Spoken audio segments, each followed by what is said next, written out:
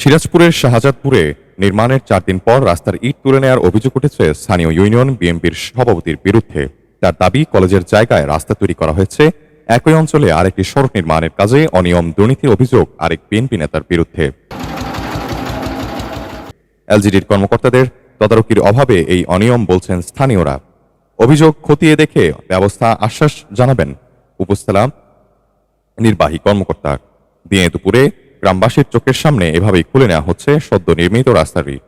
আটকা রাখছিল, তাই যাইতে পারি না, তাই সরকারি ম্যাডামকে জানা দিয়েছিলাম, তাই ম্যাডাম এসে আমার রাস্তা করে দিয়ে গেছিল।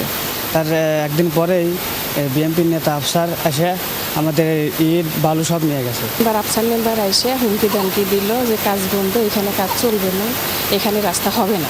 এ দৃশ্য শাহজাদপুরের সিরাজগঞ্জের উপজেলার চর্ণবীরপুর গ্রামের একটি আঞ্চলিক সড়কের। স্থানীয়দের অভিযোগ, চর্ণবীরপুর গ্রামের দীর্ঘদিনের চলাচল সংকট নিরসনে উপজেলা পরিষদের অর্থায়নে এই ইটের রাস্তা নির্মাণ করা হয়। উদ্বোধন করা হয় গত 27 এপ্রিল। এর 4 দিন পর স্থানীয় ইউনিয়ন বিএনপির সভাপতি আফসার আলীর লোকজনের বিরুদ্ধে রাস্তা সকল তুলে নেওয়ার অভিযোগ। এ বিষয়ে জানতে চাইলে আফসার আলী দাবি, রাস্তাটি নির্মাণ করা হয়েছে তালগাছি করতোয়া ডিগ্রি কলেজের জায়গায় ম্যানেজিং কমিটির সদস্য হওয়ায় কলেজের জায়গায় পাকা রাস্তা নির্মাণ করতে বাধা দেওয়া হয়েছে বলে জানান তিনি। কলেজ কর্তৃপক্ষ আছে, তাদের কাছে অনুমতি সাপেক্ষে যদি কাজ করতো আমরা তো আমার কোনো দরকার ছিল না। আমরা তো রাস্তা বাধা দেয়নি, মানুষ বাড়ানো বাধা দেয়নি, আমরা পাকা রাস্তা বাধা দিচ্ছি। গাবার মাটি নাই, প্রেশার দিলেন না, এইভাবে রোয়ার দিয়ে বাইতেছেন, তাহলে কেমন কাজটা হলো? আমার নিয়মে দেই। এই কাজে মনে করেন যে 10 ইঞ্চি দেওয়ার কথা ছিল, এখন তো দেখতেছি যে 5 ইঞ্চি দিছে। সেই অবস্থায় মনে করেন যে এখান দিয়ে বৃষ্টি নামলে পারে রাস্তা এখান দিয়ে এক পাশে মনে করেন যে ভাঙিয়া চলে আসে। এদিকে একই এলাকায় নরিনা উচ্চ বিদ্যালয় থেকে পাকা সিসি সড়ক পর্যন্ত এলজিডির 145 মিটার রাস্তা নির্মাণ কাজে অনিয়মের অভিযোগ উঠেছে।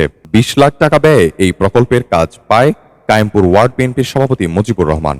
তার বিরুদ্ধে নিম্নমানের সামগ্রী ব্যবহারের অভিযোগ স্থানীয়দের। তবে এসব অভিযোগ অস্বীকার করছেন অভিযুক্ত ঠিকানা।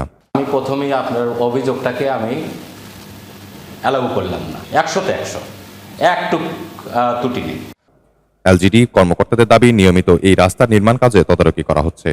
দুটি ঘটনায় তদন্ত সাপেক্ষে ব্যবস্থা নেওয়ার আশ্বাস দিয়েছেন সংশ্লিষ্টরা।